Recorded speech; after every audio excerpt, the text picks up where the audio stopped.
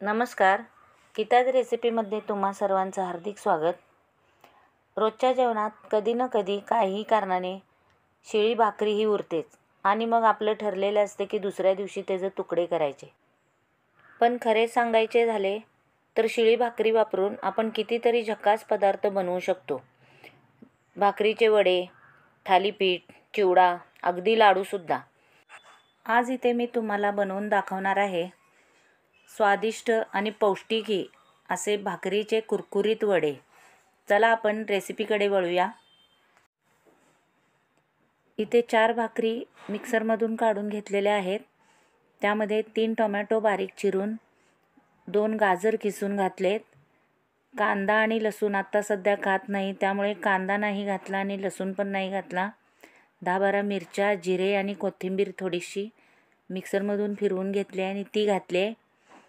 परत 1 चमचा ओवा, 2 चमचे तीळ घातलेत. चवीनुसार मीठ, हळद हे सगळं घातलेलं आहे. यामध्ये तुम्हाला आणखीन तुमच्या आवडीच्या भाज्या घालू शकता. काकडी, कॉर्न वगैरे आणि पालेभाज्याही घालू शकता. तर हे सगळं मिक्स करायचं आहे.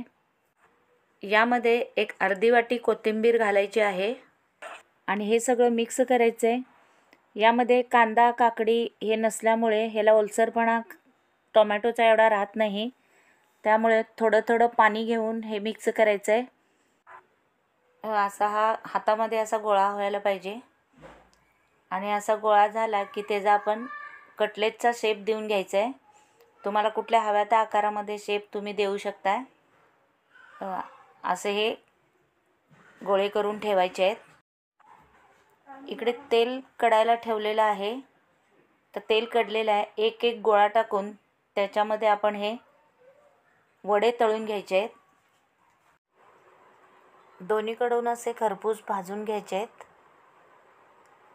असे लालसर होईपर्यंत भाजायचे आहेत. इथे बघा यात असे खरपूस भाजून घेतलेले आहेत. असे सर्व वडे आपण करून घेणार आहोत. कुरकुरीत असे वडे तयार होतात. खायलाही एकदम स्वादिष्ट लागत आहेत. तेव्हा एकदम छान असे वडे तयार होतात. तुम्ही एकदा नक्की करून बघा आणि कसे झाले मला कमेंट करून सांगा.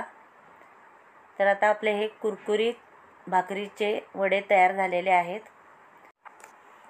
शिळ्या भाकरीचे कुरकुरीत वडे ही रेसिपी तुम्हाला कशी वाटली मला कमेंट करून कळवा.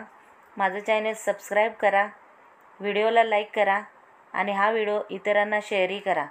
चला तर पुन्हा भेटूया गीताज रेसिपीच्या पुढच्या एका रेसिपीमध्ये.